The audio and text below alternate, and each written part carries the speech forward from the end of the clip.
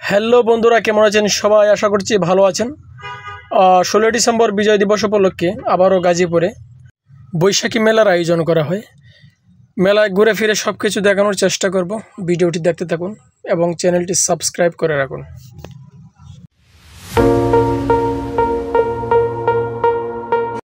তো আপনারা জানেন, বর্তমানে মেলাগুলোতে সবচেয়ে বিশেষ আকর্ষণ থাকে বাচ্চাদের জন্য। তো এই মেলাতেও তার ব্যতিক্রম নয়। দেখতে পাচ্ছেন নাগরদোলা। তো নাগরদোলায় উঠতে জন প্রতি 30 টাকা করে নেওয়া হয়।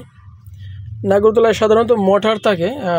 আমরা বড় বড় নাগরদোলায় দেখে থাকি মোটর সিস্টেম থাকে। তো এই জায়গায় যেহেতু ছোটো মেলা, তাছাড়া তারা হচ্ছে ব্রাহ্মমান, বিভিন্ন জায়গায় গিয়ে মেলা বসায়, যার কারণে এগুলো হাত দিয়ে ঘোরায়। দেখতে পাচ্ছেন নাগরদোলায় ওঠার জন্য টিকিট কাউন্টার, টিকিট নিয়ে বসে আছেন একজন। টিকিট মূল্য নেওয়া হচ্ছে 30 টাকা করে। আর এদিকটাতে দেখতে পাচ্ছেন বাচ্চারা লাফালাফি করতেছে। আপনি নিজেই লাফাবেন, কিন্তু টাকা দিয়ে লাফাতে হবে। এটা সবচেয়ে দুঃখের বিষয়। আপনি টাকাও দিবেন, আবার লাফাতেও হবে, কিন্তু বাচ্চাদেরকে তার বোঝানো সম্ভব না। টাকা গেলেও তারা মনের সুখে লাফালাফি করতেছে। তো মেলায় অনেক কিছুই রয়েছে আকর্ষণ করার জন্য বাচ্চাদেরকে। এদিকে বেলুন দেখতে পাচ্ছেন। বাচ্চারা যেগুলো দেখা মাত্রই চিল্লাচিল্লি শুরু করে নেওয়ার জন্য। তো মেলায় প্রথম দিনে কিন্তু প্রচুর মানুষ হয়েছে। দেখতে পাচ্ছেন একটি ট্রেন। এই ট্রেনে উঠতে গেলে জন প্রতি 50 টাকা করে দিতে হয়। মেলার বিশেষ আকর্ষণ হিসেবে এই ট্রেনটাই আমার কাছে সবচেয়ে ভালো লেগেছে। সামনে খুবই সুন্দর একটি ডিজাইন করা হয়েছে। বাচ্চারা খুবই আনন্দে উৎসাহ নিয়ে তারা দেখতেই পাচ্ছেন বসে আছে। আবার অনেক বাচ্চারা আছে ভয় পাচ্ছেন, যার কারণে গার্জিয়ানরা কিন্তু বাচ্চাদেরকে কুলে বা পাশে নিয়ে বসে আছে। আবার অনেক বাচ্চারা আছে তারা ভয়টাই পায় না, তারা সুন্দর মতোই বসে আছে। তো আমরা এখন মেলার ভিতরের দিকে প্রবেশ করব। এটা মূলত বাহির সাইডে ছিল। তো ভিতরের দিকে যতই যাচ্ছি দেখতে পাচ্ছেন মানুষ কিন্তু কানায় কানায় পূর্ণ। আর আরেকটা জিনিস, নৌকা। এই নৌকাটাও কিন্তু বেশ ভালো লেগেছে, তবে এটা একটু রিস্কি। আপনাদেরকে দেখানোর চেষ্টা করব। তো জিজ্ঞেস করছি টিকিট কত করে। তো বলতেছিলেন যে 50 টাকা করে। তো এই নৌকাটা মূলত রিস্ক বলছিলাম এই জন্যই, যখন এটাকে চালু করা হয়, দেখতে পাচ্ছেন ইতিমধ্যেই চালু করে দেওয়া হয়েছে। এটা কিন্তু আবার ইঞ্জিনের সাহায্যে এভাবে দুলতে থাকে। তো মেলার ভিতরের অবস্থা এখনও সন্ধ্যা হয়নি, বিকেলবেলা, মানুষ মাত্রই আসতে শুরু করেছে। মানুষ মূলত রাতের দিকে বেশি হবে আশা করা যাচ্ছে।